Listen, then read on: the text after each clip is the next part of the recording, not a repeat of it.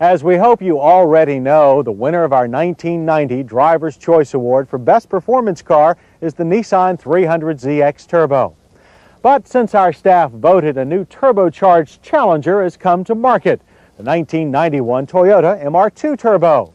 In addition, the venerable Mazda RX-7 Turbo has more power than it did the last time we sampled one. So in the name of fair play, we wanted to see how the new contender and the veteran would stack up against our performance car champ. Besides, it sounded like a lot of fun. What could be better? Great April weather brought sunny skies and 70 degrees to the Roebling Road race course, while we brought the best array of obtainable high-performance sports cars ever offered, although we do admit that none of our three turbos come cheap. Our screaming yellow Nissan 300ZX Turbo weighs in with a base price of $33,000. This scarlet Mazda RX-7 Turbo 2 takes the middle ground at $26,530 to start, while the all-new Toyota MR2 Turbo looks like a ruby red bargain at $18,228. But such real-world issues as price are not what we plan to discuss here. This test is about performance. We've already told you a lot about the 300ZX Turbo. With its twin-turbo V6 turning out 300 horsepower, acceleration is brisk to say the least. The warmer weather produced slightly slower results than in our initial Turbo Z road test. Still 0 to 60 in only 5.7 seconds, and a quarter-mile result of 14.4 seconds at 100 even sets quite a benchmark. As for handling, this 3,500-pound Nissan takes all your concentration, but precise maneuvers are your reward. With its high-cast four-wheel steering system, the 300ZX Turbo switches from under to oversteer quickly, and you must carefully modulate the throttle for expert results. But do so and the car's road-holding prowess is awesome. The only thing that seemed different between this car and our previous ZX Turbo was the brakes. The standard all-disc with anti-lock system still worked without flaw, and test stops from 60 were still very short at 109 feet on average. But coming down from high speeds into sharp turns, our confidence was shaken by unexpected brake fade. It took a lot of pedal pressure to control this beast. Our original 300ZX had brakes that seemed to flourish on a racetrack. It's been 5 years since the second generation RX-7 design came on the scene, and it's due to be replaced in the near future. Still, Mazda has kept it up to date.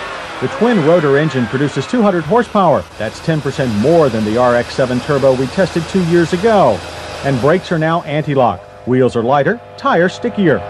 Even though it has 100 fewer horsepower than the Nissan, we were still very impressed with the RX-7 Turbo's acceleration.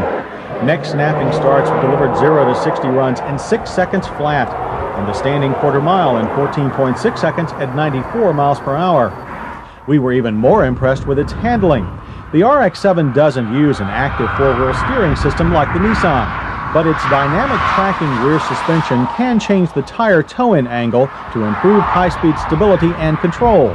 Understeer is predictable and progressive. Unlike the Nissan, the steering is not overboosted, and power can be applied at will without fear of breaking the car loose. Standard anti-locks improve on an already fine all-disc brake system on the RX-7 Turbo. It managed stops from 60 in a very short 100 feet. On the road course, pedal feel is firm, lap after lap. When you first hit the pedal, the car quickly reduces speed, then stops smooth out as they progress. In 3 days of this kind of testing, fade was never a problem. About the only thing that has not changed about the 1991 Toyota MR2 is its engine placement. It's still behind the driver. However, the old car's supercharged powertrain has been replaced with a 200 horsepower turbo motor. That means a slower response to the throttle. But with a clear weight advantage, the MR2 managed to stay close to the RX-7 with 0 to 60 runs of 6.4 seconds. A run through the quarter mile takes 14.8 seconds at 94. For the record, the MR2 Turbo is faster than last year's supercharged car. While MR2s have always been a bit twitchy on a race course, they excel in agility. This great-looking 91 model is no different. Understeer can quickly become oversteer if you lift off the throttle abruptly in a turn. Too much throttle out of the turn can turn your head too. Master the throttle, however, and the MR2 will slice and dice through any corner with ease. Brakes, all disc with optional anti-lock, always stopped with security. Distances from 60 averaged 120 feet. While fade was never a problem, the pedal lacked the firmness of the RX-7. That mushy feeling combined with relatively soft springs produced more nosedive than the other turbos. Rolling around Roebling Road day in and day out isn't tough to take. We had perfect conditions for seeking our turbo sports car winner, but it really was no surprise that our staff confirmed the Nissan 300ZX Turbo as champ. For its price and more, nothing beats it in sheer performance. But not too far behind the Turbo Z comes the Mazda RX-7 Turbo 2. Our RX-7 Turbo had the best balance among speed, handling, and braking performance of the group. It was also the easiest of the trio to drive close to its limits. While third place went to the new Toyota MR2 Turbo, there is much more to its story. Toyota clearly made the choice of adapting the MR2 Turbo more for the street than the racetrack. It is the most civilized of the three. On our trip south, it provided the best long-distance comfort, handling rough roads with less jar, and was tops in fuel economy. Plus, you can almost have two MR2 Turbos for the price of a Turbo Z.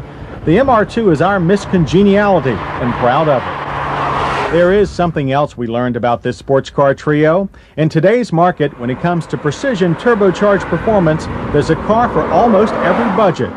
And that's precisely the way it should be.